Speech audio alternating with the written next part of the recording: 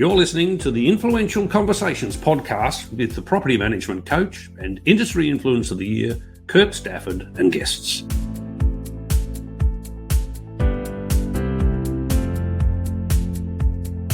Well, hello again and welcome to yet another in the Influential Conversations podcast series. Today, my guest I could really only describe as a human dynamo.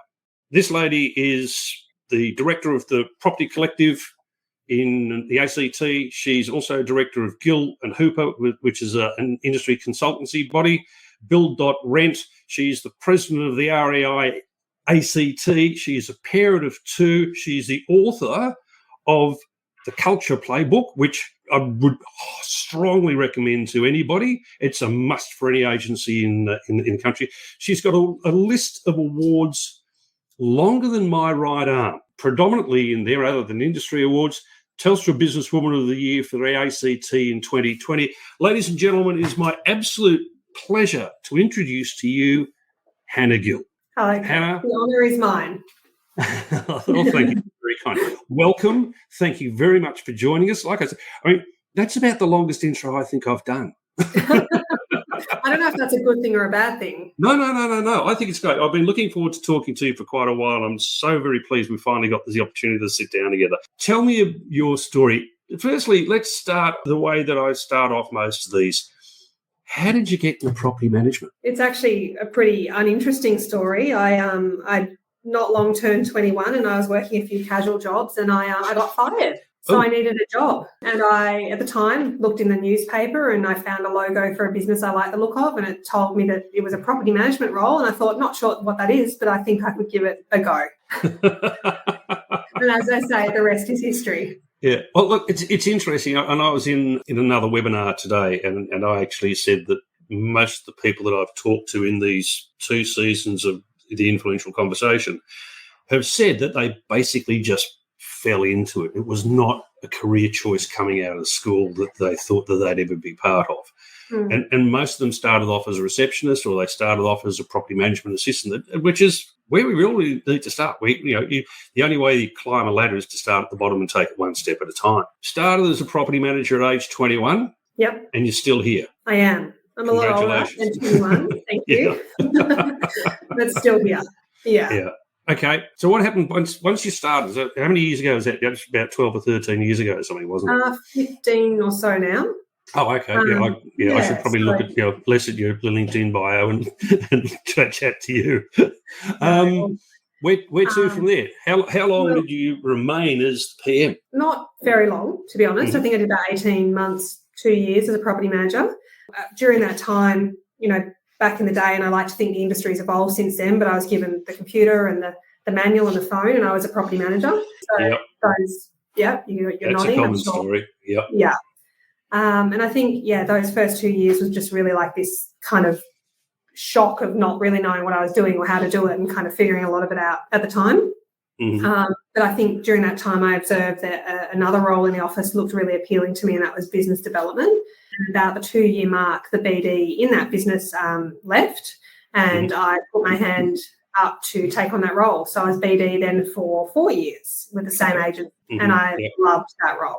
That was a real passion of mine, and it was at a time when the business had a lot of project stock and it was a new kind of opportunity in the market, and I built that team from me to 12 BDs and leasing consultants, and it was just a gangbusters team at the time. It was awesome. A really great. I learned heaps.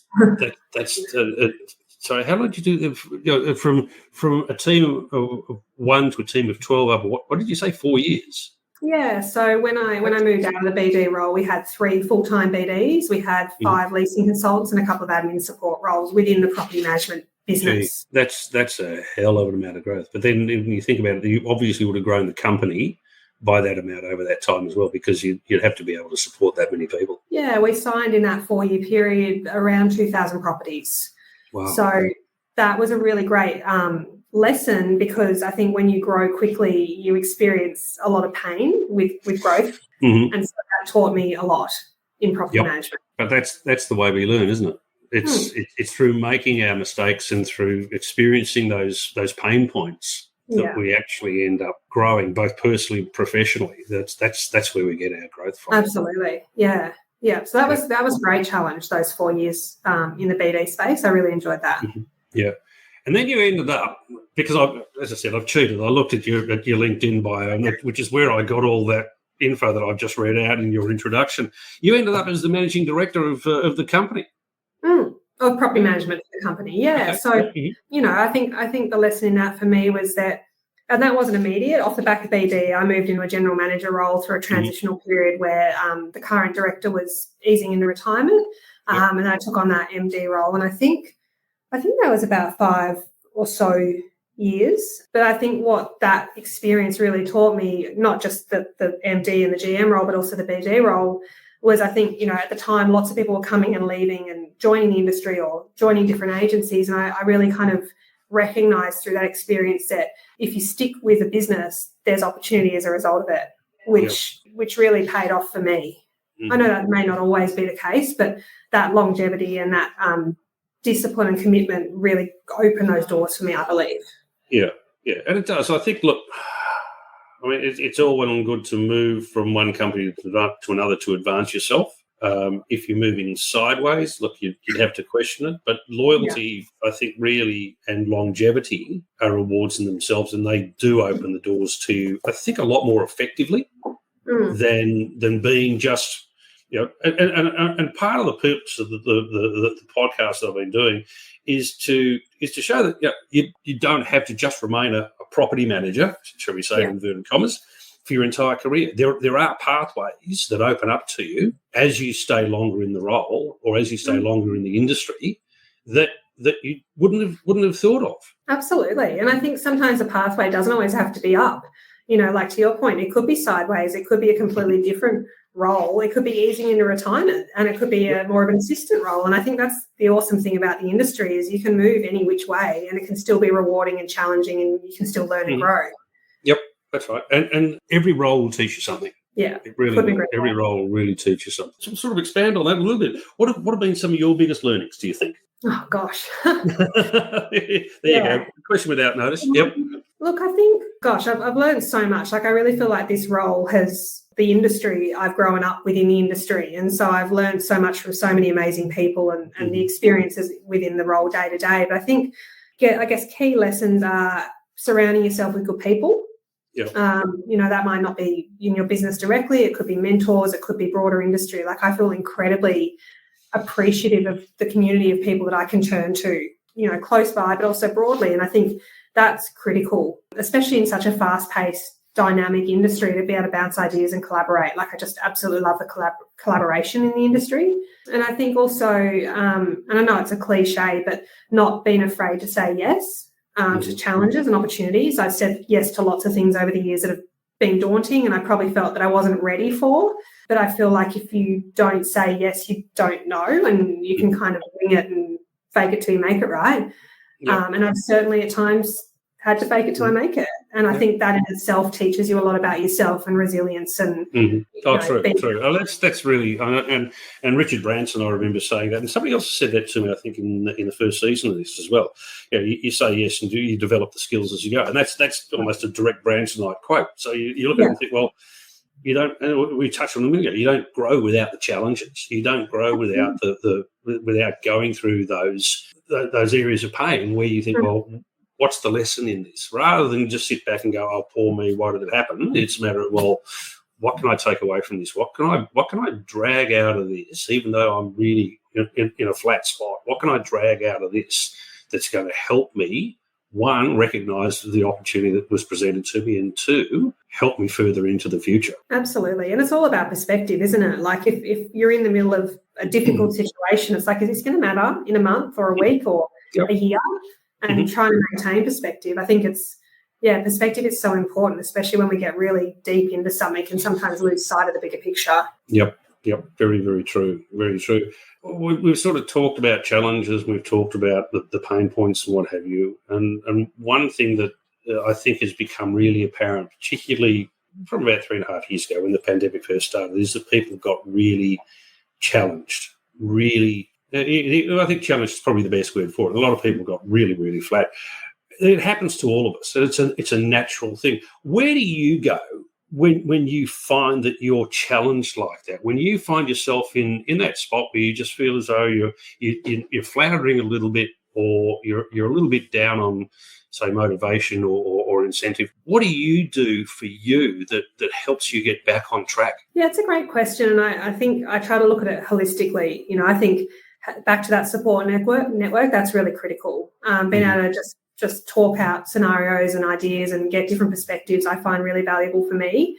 I think also, things that help me when I'm really feeling under the pump is just sticking to the routine that I know is good for me, mentally and physically. I exercise far less than I would like to. That's something I'm struggling to fit into my life with 2 little kids.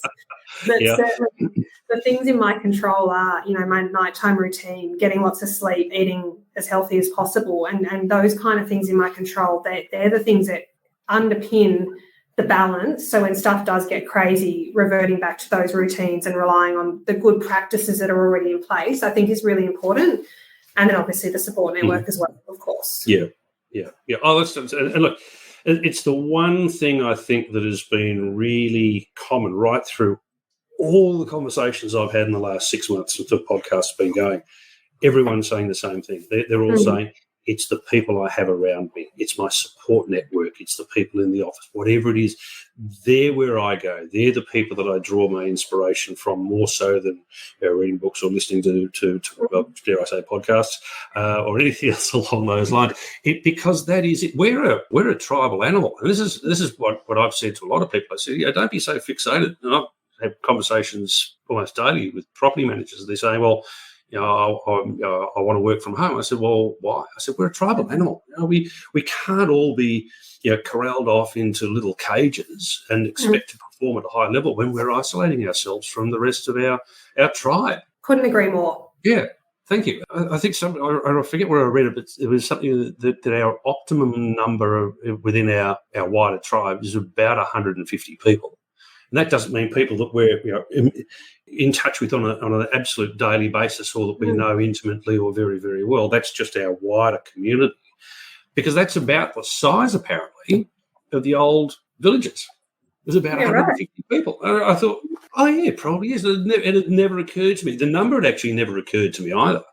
But I just thought that, particularly from a property manager's point of view, we'd probably be around about that if we start to, sit down and think about the number of people that we know and talk to on a regular to semi-regular basis. We don't have to be talking to them all the time, but it's the power of the community that really helps most of us. Yeah. Now, I know I said it when we were talking earlier, I wanted to touch on it. I did bring it up in the intro. You're really, really big on culture within your offices, and you wrote a handbook that I think is just absolutely invaluable to anyone who's running any sort of business. It's particularly pertinent within real estate because in property management, because we do end up with a lot of challenges in our day and a lot of challenges in dealing with people. The Culture Playbook. Yes.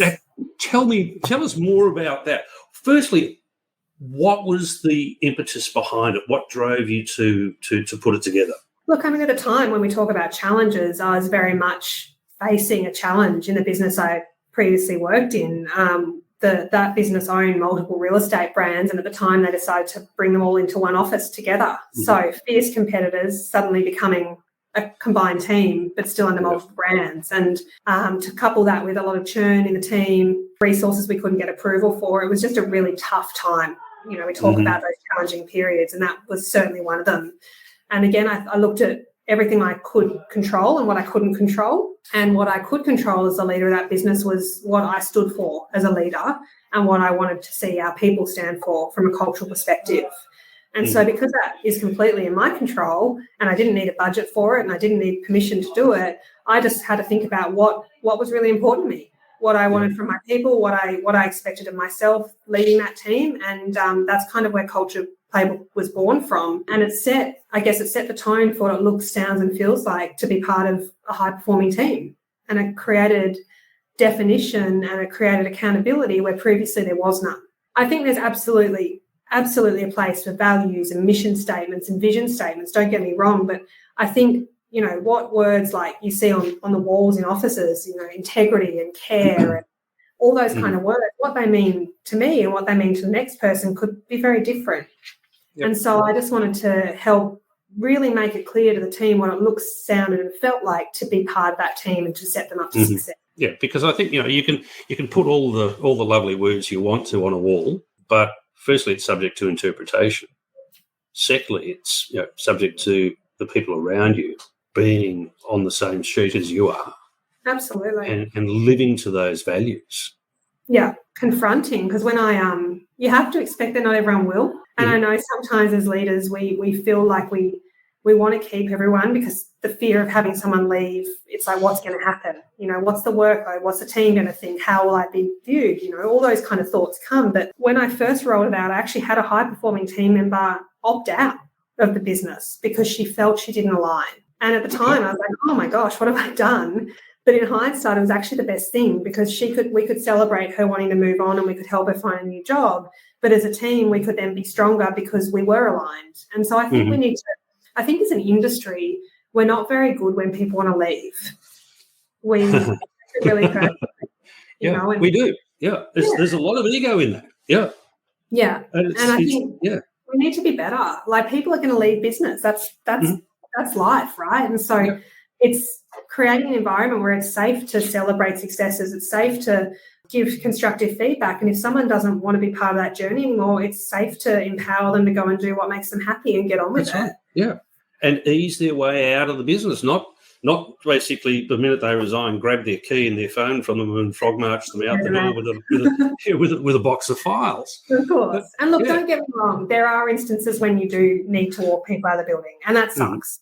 That really does. But I think rather than taking it personally, it's looking at it subjectively and going, what's the best thing for the business and the team? That's right. But in the majority of cases, if someone's got the wherewithal to come to you or the integrity to come to you and first say, look, Hannah, this isn't for me, and it's not a personal thing. It's not as though, oh, look, I've got another role with XYZ down the road and start name calling. Well, they're the sort of people you didn't want in the office anyway. But if they come to you and say, look, I'm just not happy, I want to find somewhere else to work. And I've really encouraged this in teams that I've run before, that say, look, if you're not happy with something, tell me. And if it's within our power to fix it, we will. And if that still doesn't work for you, well, then let us help you to find what really lights your fire, maybe somewhere else, or maybe within the company and within another role. Yeah. And it's that whole quote, what if we train them and they leave, or what if we don't and they stay? Culture's the same. I think, we need to not be afraid of people leaving. That's part of life, but it's how we make sure it's as effective and efficient and as culturally appropriate as possible given the circumstances. Yep, that's right. And it's funny that we're talking about this now, because it was only a couple of days ago I saw a quote from Tom Panos, and I think I've got to get it. I think I've got it right. That is that I can't understand why you would be upset when someone comes to you and leaves when you probably did that to your boss. And when you think about it, that's absolutely appropriate, because none of us have stayed with, very few have stayed with the one company for our entire careers. Yeah. The majority of us have moved on from one company to another. Yeah. And that shows growth and that shows evolution, and that's an important part of the journey. Yeah, that's exactly right. But the Culture Playbook really would give your entire company the one aim and the one way to act and the one way to particularly treat each other. And that's one of the big things that I took out of it was that this is about how not only do we treat our clients, but how we treat ourselves and how we deal with the person who's sitting next to me, the person who's started with us 2 weeks ago, and the person that I report to who's been here for years. Yeah. And one level deeper, how we treat ourselves. Part of our Culture Playbook talks about mindfulness and letting go of each day and keeping perspective in stressful situations. And so, if we're doing the best thing by ourselves and then we're doing the best thing by our team, the business wins and our clients get the benefit. Yep. So actually it's a win-win for everyone. No one wants to work in a team where the culture's terrible. We've all probably been there at some stage, and it's terrible having that feeling every day. Yeah. And that's probably the biggest reason I think that most people leave a company is because its culture or they don't align to it, whether the culture's toxic or otherwise. They just find it difficult to align with that particular culture. Yeah, and that's totally okay. Yeah, that's right. I had a phone call today, and I probably had 3 phone calls with this particular person today. And they're talking about feeling unsupported in their role. I said, well, that's something you've got to address with your management to try to get them on board to help you, because that's the big problem that we've faced in our industry. Yeah. Over a very long period of time, and particularly evident over the last 3 to 4 years. Yeah, I couldn't agree more. And I think the last few years, COVID aside, just the impact on people's, mindset and expectations, like things have changed. It's just the reality, right? Like whether it is the expectation of different working environments or flexibility, it's like how as leaders can we help that culture evolve but still get the best outcome for the team and the business, because it does change. It's inevitable. That's right. Yep. No, there's no progress without change. Yeah. And it's interesting because, again, in this podcast this morning, or the webinar this morning, we were talking about the challenges of change. And one thing that I've always been a believer in is we were talking about before with mindset. If you can reframe that change, you'll actually embrace it more. And I generally use the word improvement rather than use the word change. And from a consultancy point of view, I don't know how you found it with your consultancy. When I go in, one of the things that I say to a lot of people is, particularly in the staff when I'm in there, is I'm not here to make changes, I'm here to make improvements. Yeah. And automatically they change. Their internal dialogue changes for them because they go, oh, okay. Because if you say the word change to someone, I'm going to come in here and I'm going to change things around, all of a sudden, there's defensiveness. Because we're wired to see change as negative. But if we go in and say, we're here to make improvements, they go, oh, tell me more. We like improvement. It's really interesting. Just that one word is a really interesting change in reaction from people. So true. But I think also if you look back over the last few years, the rate of change has really resulted in change fatigue for so many people. Even people who love change, it's just constant change is exhausting. And especially when sometimes that change is out of your control, when we've got government changes or we've got legislative changes or things that are happening that are completely out of our control, that's when change is really hard, especially if it's hard to understand the why.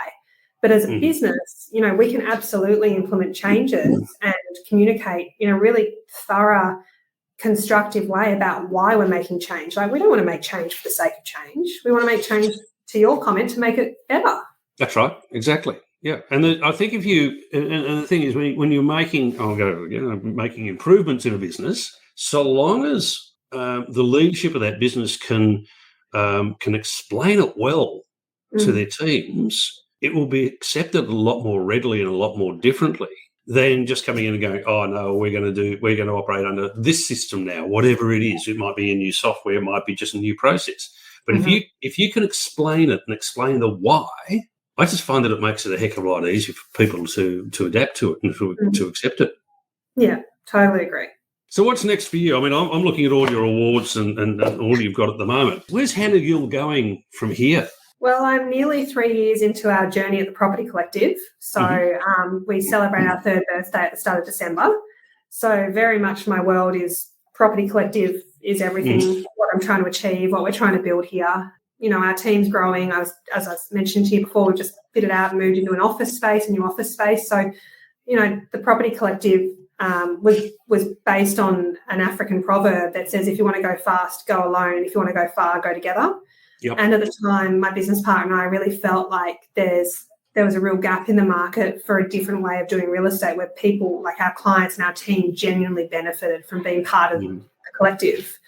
And so we're still very, very much early in that journey. We've got lots of ideas. We love innovating. We love testing our ideas out. They don't always work, but that's part of the fun, right? You learn and you grow and you refine. That's right. And if it's not working, move it out and find something else that does. Absolutely. And we've got such an amazing team of people who are generally aligned to that journey and to that vision. And I think that's just a really exciting space to be working in. Yep. So that's kind of what's next for the time being. Fantastic. So how does the collective work? What's the crux of it? We've got property management sales projects. That's our core business. But we also decided when we first launched the business to have a in-house marketing team. And the reason we wanted to do that was because we're really big believers in telling the story of what the collective offering is to the client. And I don't want to call it a one-stop shop because it's not, but really what it is partnering with experts in the right areas to elevate the experience the client has or the experience our team member has. So from a team member perspective, that's a huge focus on training, holistic training and industry-specific training.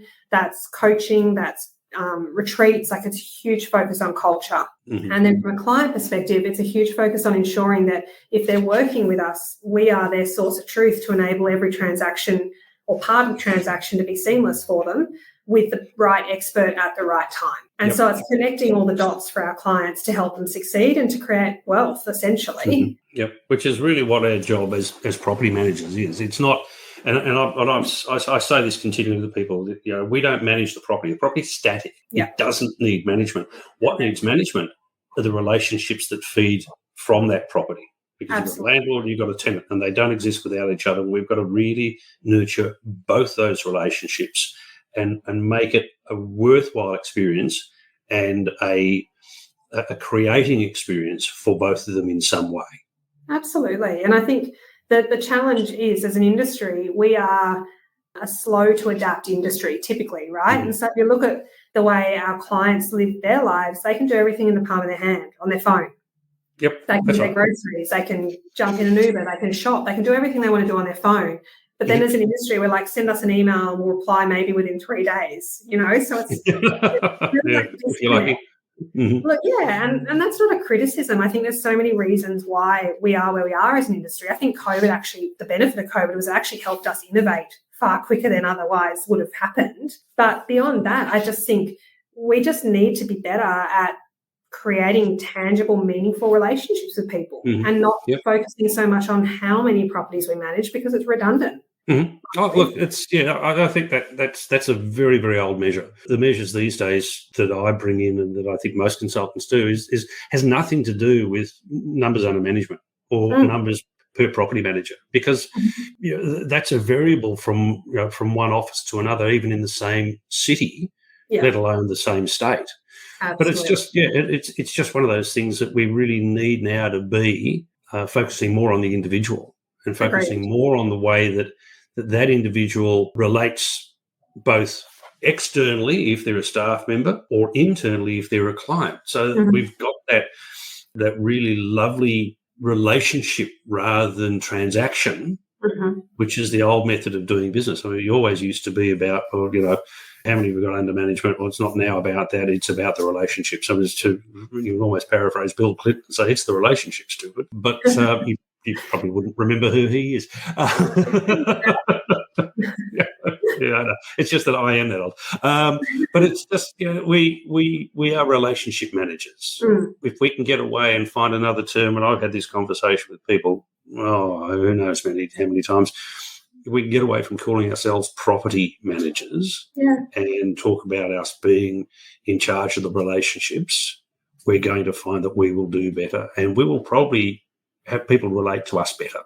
Agreed. But I think that's such a huge shift. Our property managers we call relationship managers, but it's just such a huge shift because especially, career-long property managers, they've known it to be the property. How many arrears do I need to do? How many rent reviews do I need to conduct? It's so task-driven that you almost just need to throw out the rule book and just completely start again and go, how many times do I need to call a client every year? That's right. Yeah. It's not, and how many times do I have to call the client every year that's not to do with spending their money?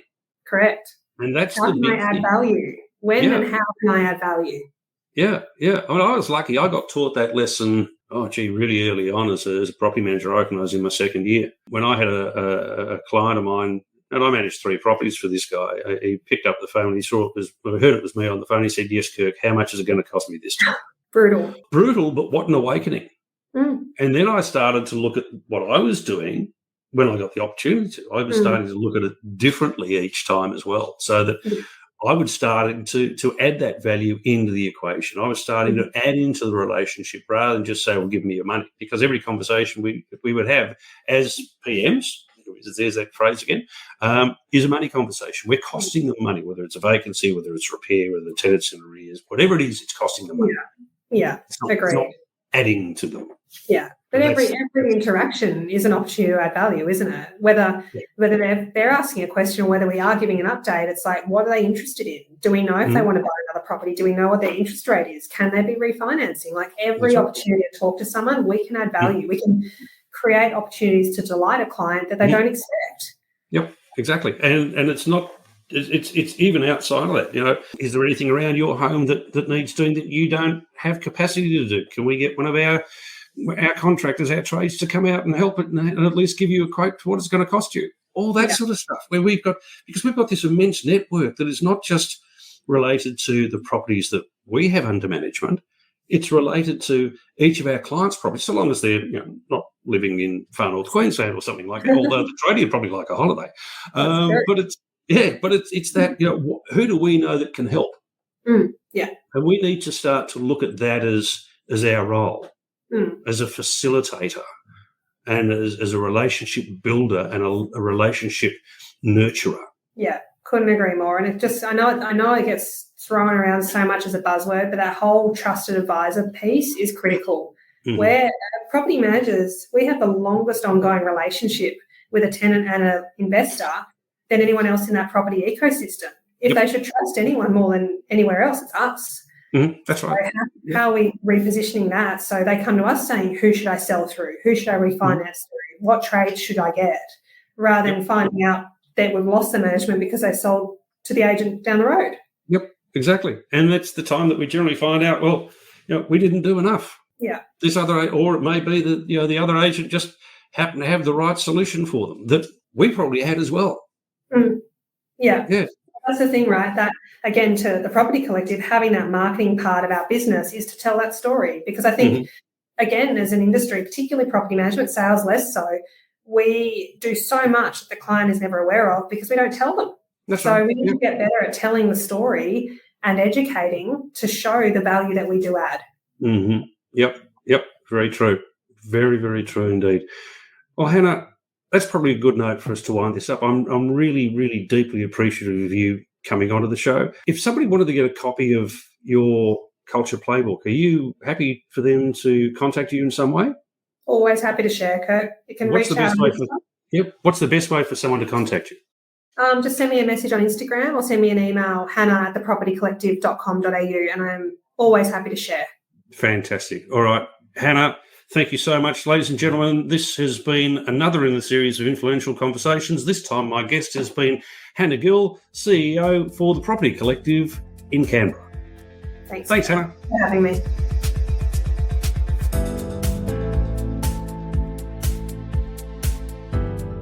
You've been listening to another podcast in the Influential Conversations series. This series is proudly brought to you by Tappy, helping property managers deliver a world-class maintenance experience to their landlords and tenants and providing a total property care solution. Inspection Express, the market leader in property inspection reporting and digital signature property documentation, giving you a seamless approach to the way that you manage properties. And Agent Dynamics, the Australian market-leading team development ecosystem to help you nurture, grow and retain your property teams since 2014. Thanks for listening. Be sure to tune in next time for the next in this series.